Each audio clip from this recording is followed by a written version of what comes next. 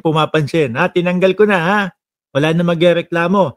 Ngayon ho mga bossing, usapang tanggal tayo. Si Marcoleta mukhang pwedeng matanggal talaga. Na Palayam, ang sabi ni Marcoleta. Nako, ayan. Mukhang pwedeng matanggal at mukhang pwedeng makulong talaga si Rodante Marcoleta aka Boss 2K. Ganda ng pangalan, ano? Boss 2K. Oh.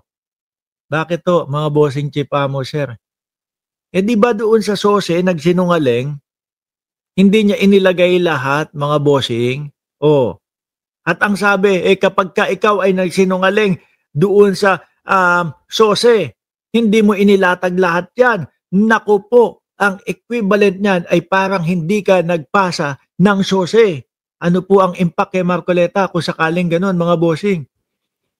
Disqualifikasyon, tanggal, sibak, no? Tapos yung sose pa, under oath pa po yun, no? Merong pagtaas ng ano nun, kaliwang kamay. Yari. Baka perjury pa ang abutin ni Rodante Marcoleta. Ang ganda pa naman ng sasakyan ni Rodante Marcoleta. Pangarap ko ho na magkaroon. LC300, mga bossing.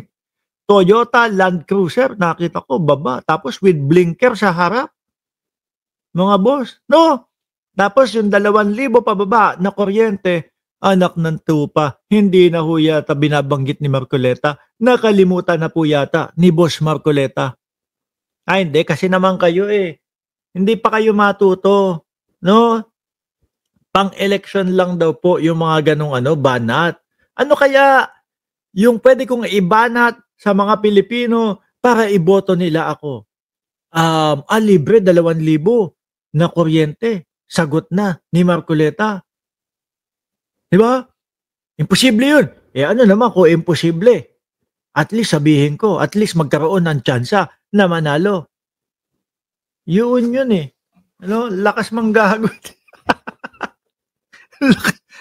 Tingnan nyo hanggang ngayon mga kababayan, hindi pa din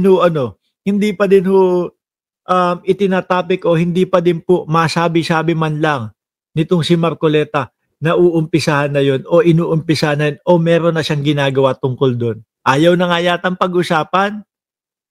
Sabi ni Faye, abugago. Ngayon pang-ilan na ho to ha? Pang-ilan na ho ito mga bossing, no? Na abogado na nagpapaliwanag na maaari posible may tsansa na matanggal si Marcoleta bilang senador at baka makulong pa sa kasong perjury. Pakinggan nyo ho mga boss. Ano nga ba nagkaroon ng campaign expenses na tumataginting na 122 million si Marcoleta sa kanyang salin 51.9 112 million daw yung gastos ni Marcoleta doon sa kampanya niya sa eleksyon, 'di ba? Bigla akong naalala, sabi ni Ramon Tulfo, merong isang mambabatas, no? Merong isang mambabatas na nakipagkasundo sa mga Diskaya. Hindi ho si Marcoleta to, mga boss ha. Sabi ni Ramon Tulfo, hindi daw po si Marcoleta to. May isang mambabatas nakipagkasundo sa mga Diskaya para ipagtanggol ang mga Diskaya, no? Sa Senate Blue Ribbon Committee. At ang napagkasunduan daw po 120 million daw ho, mga bossing. Uulitin ko, hindi po si Marcoleta yung tinutukoy na nakapagkasundo sa mga Diskaya. Although 112 million yung naging gastos ni Marcoleta nung panahon ng eleksyon, hindi naman po ibig sabihin siya yung nandito at babawiin sa pamamagitan ng 120 million na galing sa Diskaya. No? Yung ginastos sa eleksyon. Ulitin ko, hindi daw po si Marcoleta yon. Para fair naman po tayo kay Marcoleta. Ako naniniwala ako dun, hindi si Marcoleta yon. Ewan ko na lang sa inyo, bahala kayo. No, press 1 kung sino ang naniniwala na si Marcoleta yon. Press 2 kung sino ang kagaya ko na hindi naniniwala na si Marcoleta yon. Sige. Antayin natin dyan yung sagot nyo sa comment section. Attorney, tuloy mo po. Ninyo lang daw ang net worth niya. Sa isang recorded na palayam, ang sabi ni Marcoleta, marami raw siyang kaibigan na tumulong sa kanyang kampanya. Sabi nung sa sose, nung inilatag niya, wala. 1. Ibig sabihin, hindi ko kayo kapanalig. Cristina Lakwata, isa ka pa sa nangunguna dyan na 1. Sabi ko, press 1 kung naniniwala kayo na si Marcoleta yung tinutukoy doon sa 120 milyon sa Diskaya. Presto, kung kaano ko kayo, kasama ko kayo doon sa mga hindi naniniwala, no, na si Marcoleta yon. Oh, puruan kayo, bahala kayo. Lagot kayo kay Marcoleta. Boss Marcoleta, tinry ko na ipagtanggol ka, pero ayan, one daw sila, sabi ni Ma'am Princess Paris at Jerby Abadilla, oh. Okay. Niya, mga donors na ayaw niyang pangalanan dahil daw gusto nilang manatiling anonymous. Dahil dito, hindi na raw niya dineklara sa kanyang statement of contribution. Oo, ang masusunod pala doon sa SOSE, yung mga kaibigan, ano?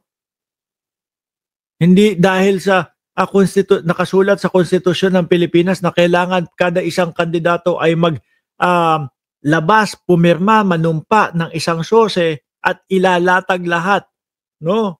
Hindi, para maiwasan na din ho, mga bossing. Paano kung yung donor ni Marcoleta is galing sa illegal, yung kanyang tawag dito, paano kung yung donor ni Marcoleta para doon sa kampanya niya galing sa illegal yung perang ibibigay o idodonasyon sa kanya? Di ba? Kung puro illegal pala ang ginagawa. So ngayon, pag nanalo si Marcoleta, boss, nung tinupo, nung panahon ng eleksyon, hindi kita pinabayaan, nagdonasyon ako sa iyo, Tapos ngayon, yung mga illegal kong mga negosyo, niyayari ni Bongbong Marcos, niyayari ng gobyerno, hindi mo man lang ako pagtanggol, Siyempre, baka mapilitan na ho yan. Di ba? Baka mapilitan na po na ipagtanggol ni Marcoleta. Tingin nyo, si Diskaya, naging sponsor kaya ni Marcoleta? Doon sa, naging party kaya ang mga Diskaya? O ang mga Diskaya kaya ang nagbigay ng 112 million? Tanong lang, no? Pwede, no? Sa nakikita natin kung paano ipagtanggol ni Marcoleta yung mga Diskaya, parang sila talaga yung donor ni Marcoleta para doon sa kanyang campaign election Contributions and expenditures o SOSE na may mga tumulong sa kanya. So sa papel, parang siya mismo ang gumastos ng lahat. Pero nang tanungin kung legal ba yon, sabi ni Marcoleta, may batas ba na nagbabawal doon? Ayan, ipapaliwanag po. Pangalawang attorney na po ang magpapaliwanag kung may batas o wala. Yung isa, ang sinabi, lawyer ka pa naman, Marcoleta. Tapos sasabihin mo, walang batas para doon. Kaya nasasabihan na lowest grade ng ng pagiging lawyer si Marcoleta no? Well, meron, Senator. Ako po, pangalawang lawyer na nagsasabi na merong batas at lumabag si Marcoleta doon sa ginawa niya. And it's right there in the law you swore to follow as a lawyer. Under the Omnibus Election Code, every candidate must file a full, true, and itemized statement of contributions and expenditures sworn under oath. Ako, Marcoleta, basta pag-topic si Manlilin lang na Marcoleta, walang tiwala. No, ako, member ng Iglesia ni Manalo, sabi ni Tony, Sir Tony. Ibig sabihin, kailangan nakasulat ang amount ng contribution, petsa kung kailan natanggap ito, at buong pangalan at address ng nag-donate. At kung Marcoleta, mukhang matatanggal ka at mukhang makukulong ka pa. Hindi pa sapat yon, Section 98 of the Omnibus Election Code clearly says, no person shall make any contribution in any name except his own, nor shall any candidate record the same in any name other than that of the person by whom it was actually made. In short, bawal ang anonymous donors. Naku po, Marcoleta, anak ng tinapa. Bukod sa hindi mo sinulat, bawal pa din yung anonymous donor. Naku, Marcoleta, papanoorin ka namin sa Net25. Alam ko, magsasalita ka dyan. Ha?